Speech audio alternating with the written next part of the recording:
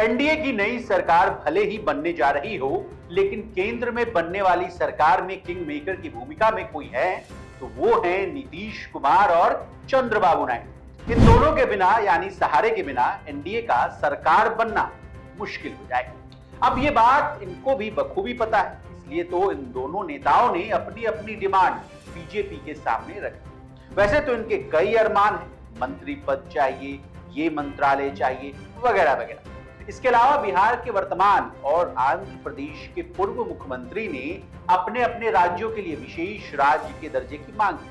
वैसे तो बिहार के लिए विशेष राज्य के दर्जे की मांग कोई नई बात नहीं है, लेकिन ये विशेष राज्य का दर्जा होता क्या है?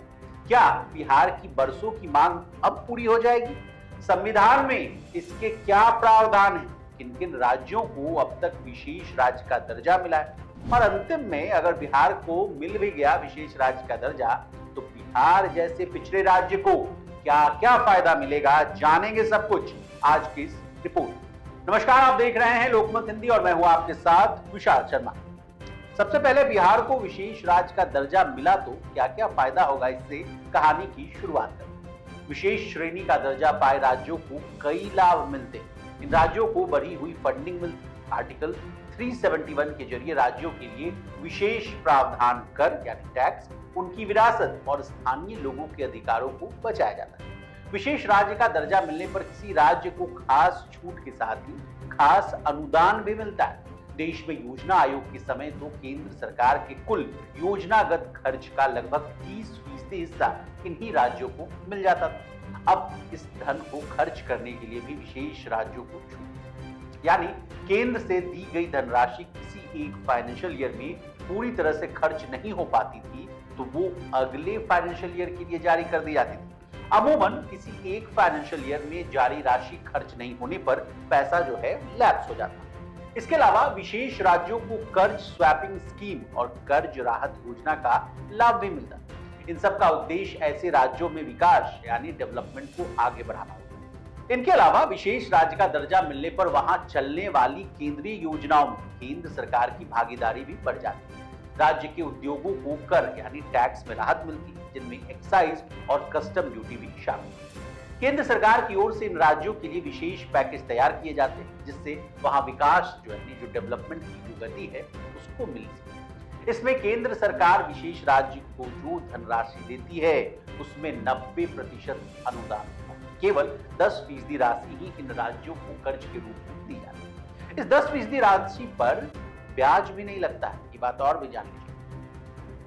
अब अगर आंध्र प्रदेश और बिहार के लिए टीडीपी और जदयू विशेष राज्य के दर्जे पर अड़ जाते तो केंद्र सरकार आगामी बजट में इनके लिए विशेष पैकेज का ऐलान कर सकती है। बताया जा रहा है कि ये विशेष पैकेज 1 लाख करोड़ रुपए तक का हो सकता है। हालांकि ये राशि एक मुश्त नहीं बल्कि साल भर में अलग अलग किस्तों में जारी की जा सकती है।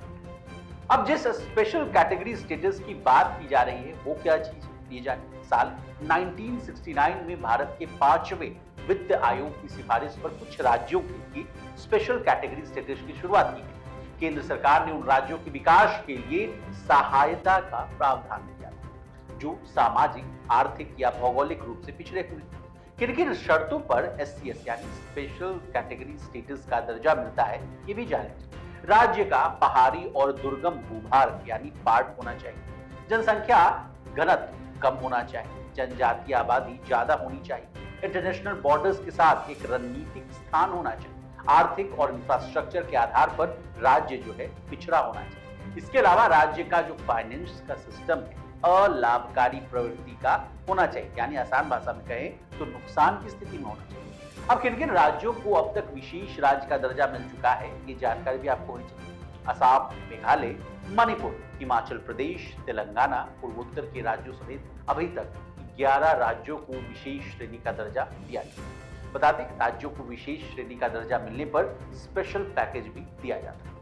अब आपके मन में ये सवाल जरूर आ रहा होगा कि जब नीतीश कुमार इतने लंबे समय से विशेष राज्य का दर्जा मांग कर रहे हैं, 11 राज्यों को दर्जा दिया जा चुका है, तो आखिर क्यों बिहार को स्पेशल कैटेगरी स्टेटस नहीं दिया गया? तो बता दें इंडियन एक्सप्रेस की एक रिपोर्ट के मुताबिक 14वें वित्त आयोग की सिफारिश के बाद इस सिस्टम को खत्म ही कर दिया गया। सुझाव दिया गया कि राज्यों के संसाधन के अंतर को खत्म करने के लिए टैक्स का जो ट्रांसफर है यानी हस्तांतरण है मौजूदा 32% से बढ़ाकर 42% करना चाहिए। इसलिए स्पेशल कैटेगरी स्टेटस वाली चीजें खत्म हो जानी चाहिए। फिर भी नीतीश कुमार और जदयू के नेताओं की ओर से बिहार को विशेष राज्य का दर्जा दिए जाने को लेकर तमाम तर्क दिए जाते हैं। इनमें एक तर्क ये भी शामिल है कि बिहार की जो है प्रति व्यक्ति आय बेहद कम। अब इस तर्क को तथ्यों से डिकोड करने की कोशिश करते हैं। बिहार आर्थिक सर्वेक्षण रिपोर्ट जो 2023-24 के अनुसार बिहार की औसत प्रति व्यक्ति आय 53,637। वहीं राष्ट्रीय सांख्यिकी कार्यालय यानी जिसको आप एनएसओ के नाम से जानते हैं, उसके अनुसार देश की प्रति व्यक्ति की कमाई जो है 1,72,000।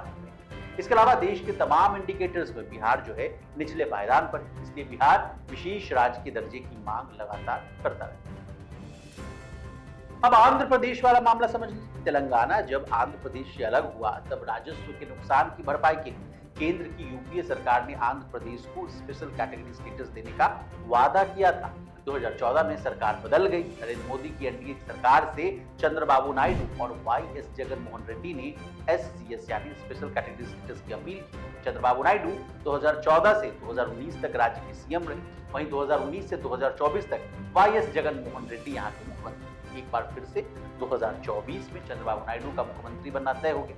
बता दें, जैसा कि हमने आपको ऊपर बताया कि एससीएस का जो सिस्टम है वो खत्म कर दिया गया, लेकिन चंद्रबाबू नायडू और नीतीश कुमार की मांग एनडीए सरकार बनने और अगले 5 साल तक बने रहने के अत्यंत आवश्यक है यानी इंपॉर्टेंट है। ऐसे में नई सरकार के पास नए कानून या मौजूदा कानून में बदलाव का ही एक ऑप्शन बचता है। अब जाते जाते कितनी जरूरी है नीतीश बाबू और चंद्रबाबू नायडू नई सरकार के लिए, ये गुना भाग में जाना चाहिए। लोकसभा चुनाव 2024 में एनडीए को 293 सीटों पर ही जीत मिली। बहुमत के लिए जो जादुई आंकड़ा है वो 272 सीटों का, यानी इतनी सीटों की जरूरत है। एनडीए के 293 में नीतीश के 12 सांसद और चंद्रबाबू नायडू की पार्टी टीडीपी के 16 सांसद शामिल। इन दोनों की गैर मौजूदगी में एनडीए के पास सिर्फ 265 सीटें ही बचती, यानी इन दोनों के बिना एनडीए के लिए सरकार बनाना फिलहाल तो मुश्किल लग रहा है। तो ये पूरी बात आपको हमने special category status, Nitish Kumar, Telangana, Andhra Pradesh की बात कैसे लगी आपको हमारी ये रिपोर्ट, कमेंट सेक्शन में कमेंट करके जरूर बताइए। तब तक के लिए बने रहिए हमारे साथ और देखते रहिए लोकमत।